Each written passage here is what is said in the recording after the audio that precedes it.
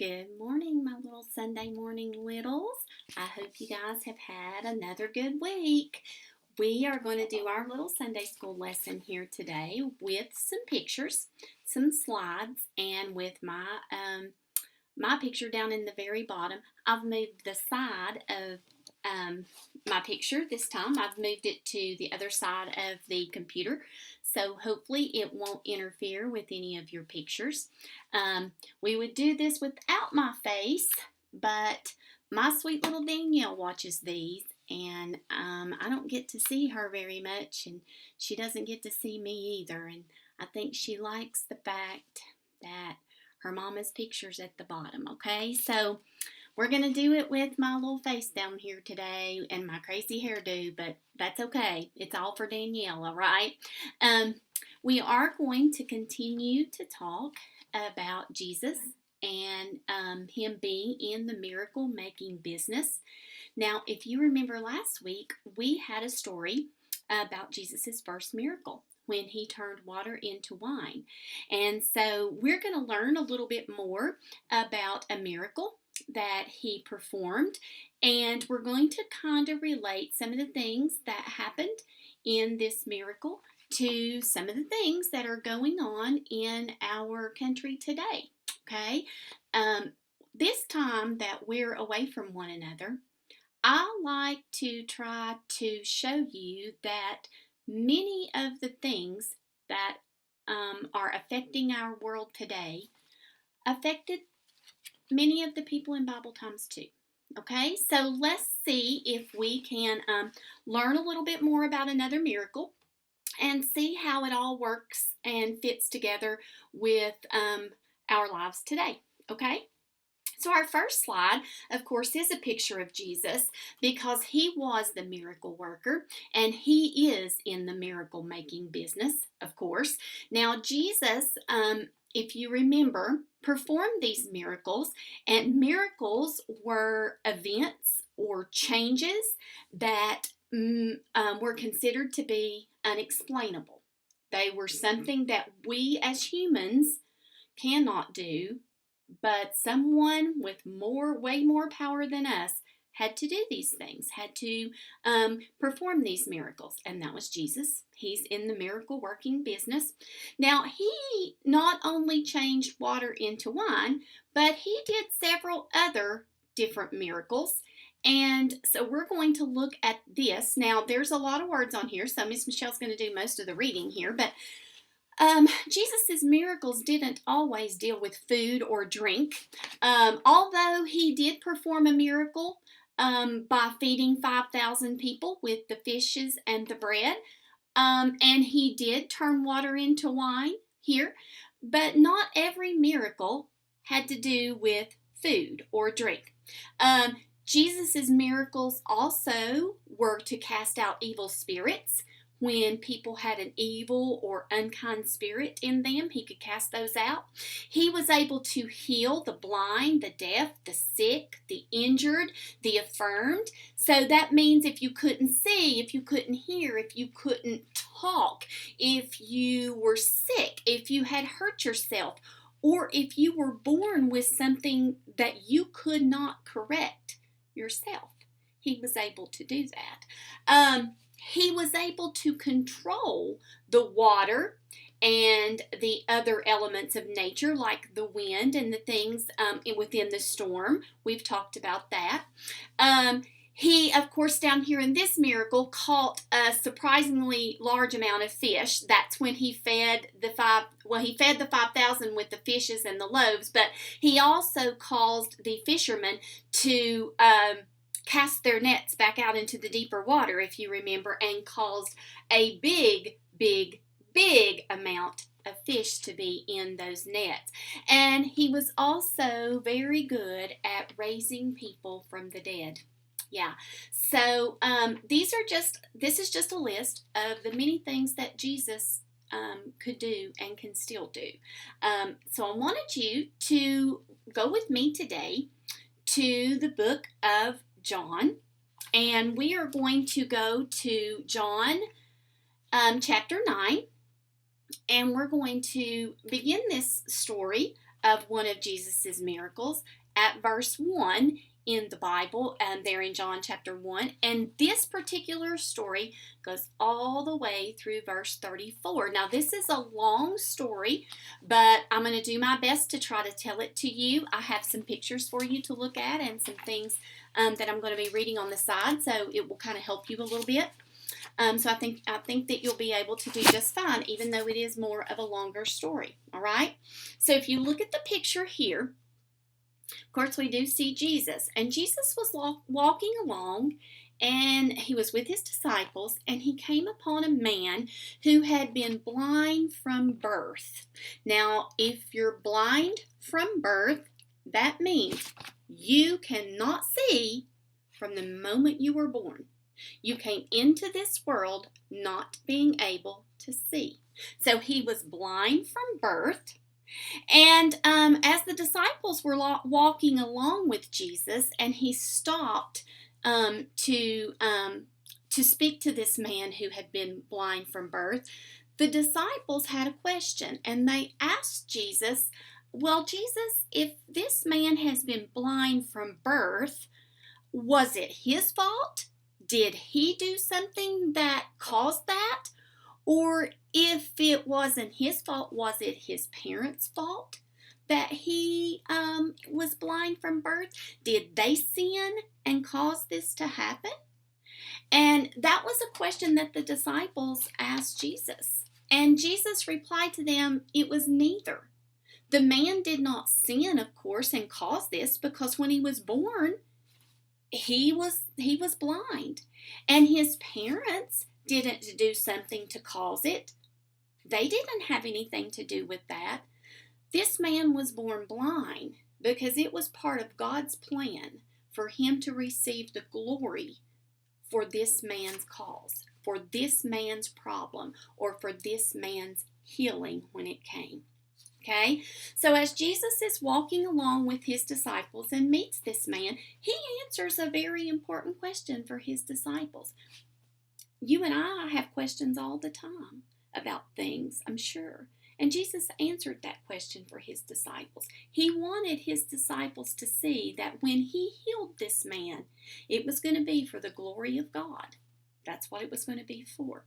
Okay, so Jesus has a way of healing, and in this particular story, he does something very, we would think is kind of messy, but it was very odd. Okay, Jesus began to do the work that his Father had sent him down to do, so he's going to heal the blind man. Now, Jesus took spit. Okay, we know what spit is. He took his spit, which is water, and he mixed it with the dirt on the ground.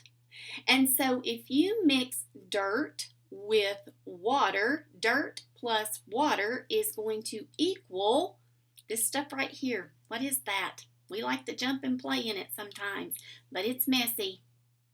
Yeah, it's mud. That's right. Dirt plus water equals mud. Now, Jesus made some mud, but he didn't make this mud for anyone to play in like these little friends are here, okay? He made this mud, and I want you to think of this mud as Play-Doh, okay? So I have a little wad of my Play-Doh here.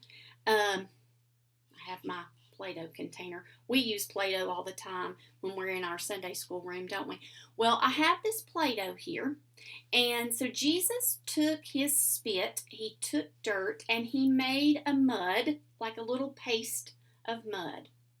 And so when you think of this Play-Doh, now you're going to have to pretend that this Play-Doh is brown if you want to get the full effect of mud. Okay, so Jesus took the mud, and when he had made that mud, he placed it on the blind man's eyes.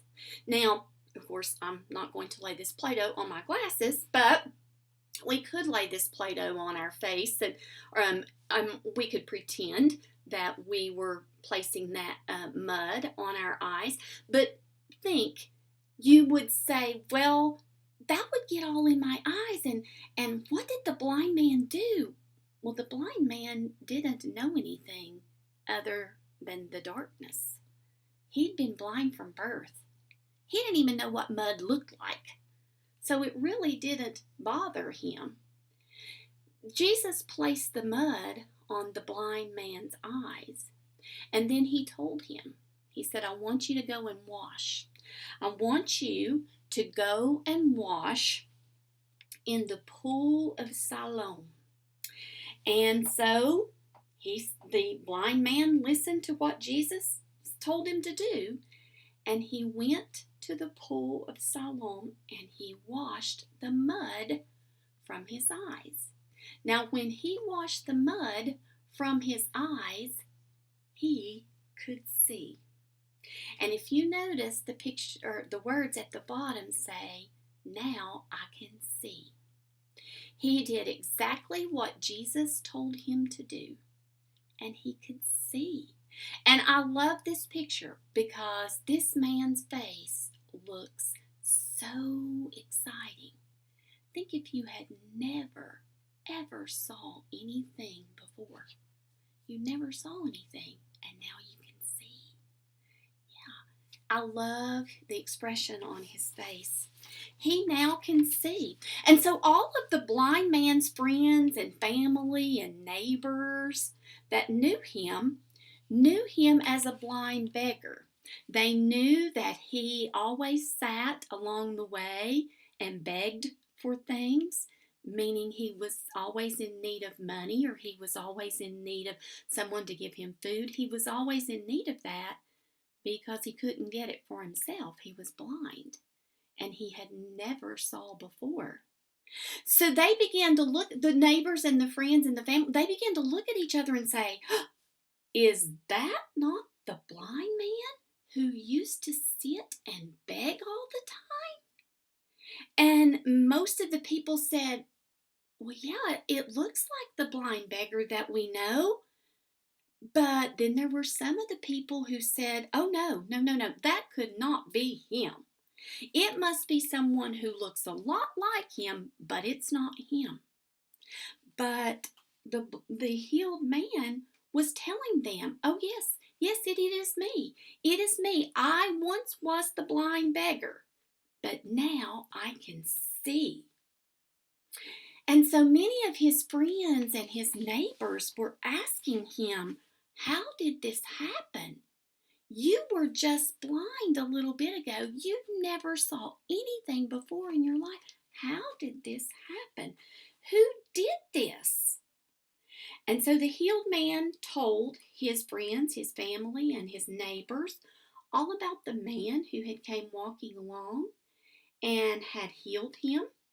And so his friends and many of his neighbors took him to the Pharisees to tell them. Now you may say, well, Miss Michelle, who in the world were the Pharisees? Well, the Pharisees were kind of like a social group of people back in those days. And in Bible times, they had their set of beliefs, and they had their ways of living, and they were kind of quick to judge and quick to tell someone what they thought and give their opinion. And they always wanted that opinion to stick or to stand. They wanted their way most of the time. And so the blind man went to the Pharisees, and he just told them what happened. You know, he said, I once was blind, but now I see. And the Pharisees could see that, of course, he now saw, and he was no longer blind. And when they started asking him who had done this to him or who had healed him, he began to tell them about the man who came walking along and healed him. And the Pharisees did not want to admit or believe that this was Jesus that had performed this miracle. They only wanted to condemn Jesus for doing it because he did it on the Sabbath day. They wanted to overlook the whole miracle that Jesus had performed here on this man. They wanted to overlook the kindness of it all and the goodness of it all because they wanted everyone to believe their way and see things their way. Now, here's a picture of some of those Pharisees. And they didn't want to believe that the healed man or that the man was healed. They only wanted to find fault in Jesus. Now, when I look at their pictures and their faces, they look nothing like the excitement that's on the healed man's face. Nothing. Their expressions look a whole lot different. There doesn't seem to be any goodness or kindness in their expressions or in their faces. Their main concern was their belief and how they felt, and they only wanted to find fault in Jesus. That's what they wanted to do. Now, this miracle that Jesus performed on this man was extremely kind and gracious and merciful, but they didn't want to see any of that. All they wanted to do was to find the fault in it. Okay? That's all they wanted to do. But through it all, the healed man, all he wanted everyone to know was that I once was blind, but now I see. He wanted to proclaim that to everyone. He didn't have any negativity about him. All he wanted to proclaim was the kindness and the love of the man that had healed him. Now, this caused me to think a little bit. This caused me to take this miracle that Jesus had done, and it caused me to think about some of the things that I'm seeing on my TV. And sometimes Miss Michelle just has to say to Mr. Scragg, turn that TV off. I don't even want to watch it. I don't even want to see it. It's just everybody being unkind to one another all day long. That's all you hear, fussing and arguing, being downright unkind all the time. Hurting a person, and then a bunch of people come and hurt someone else all because of that.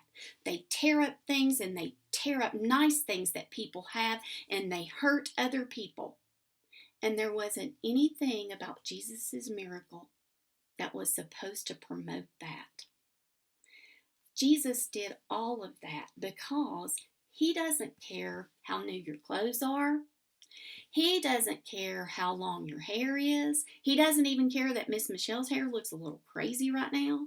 He doesn't care how many words you can read on the paper. Jesus doesn't even care what the color of your skin is. He died for us all. He died for us no matter what we look like, no matter what sort of job we hold, no matter what color our skin is. He died for us all. And yes, we may have different opinions. And an opinion is one thing, but the truth is something else. And if you remember, littles, I've started from the very beginning. The Word of God is the truth. And if it says it in the Bible, it's just the truth. And that's just what you have to believe. And so sometimes some of these things that you see on your TV may be very disturbing to you. And Miss Michelle may say they're disturbing to her. They are. But I have to believe what's in my Bible. I have to believe the truth. And it may not always set right with me to start with. And I may get a little bit aggravated at some of the things that I may have to do as I walk this Christian life. But fighting and arguing and being unkind to my fellow men and women is not what I'm supposed to do. Okay, it's just not. If you look at the box that's in purple here, I put this in purple because purple's my favorite color, you know that. But I put this in purple, hopefully, so it would help you remember this, that Jesus gave the first and greatest commandment that he could give. And it said, thou shalt love the Lord thy God with all thy heart, with all thy soul, and all thy mind. But when he said that, he wasn't finished. He had a little blurb that he needed to add to the bottom of that. Okay? And he then said, thou shalt love thy neighbor as thyself. And I think Miss Michelle's tried to teach you. A neighbor doesn't have to be the person that lives right next door to you. A neighbor doesn't have to be the person that sits next to you in a classroom. Your neighbor can be anyone in the family of God. It can be anyone. So you've got a lot of neighbors that you got to love. And when it says you have to love them as you love yourself, I don't know about you, but I don't like being hurt. And I don't like bad things happening. And I don't like people being unkind to me. So if I myself would not want to be hurt or to be fussed at or to have someone to be unkind to me, then I can't do that to my neighbor either. Now, are you always going to be in the same mind and same accord with your neighbor? Probably not always. Yeah, you're probably going to disagree. You're probably going to get a smidge bit mad every now and then at your neighbor.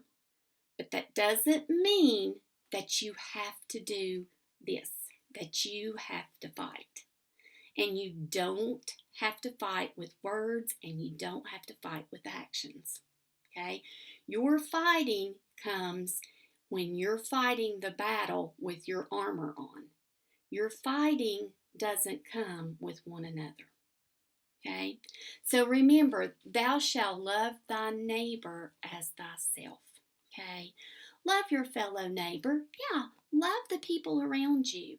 You don't have to agree with them, and you don't always have to like what they do. But you gotta love them. Okay?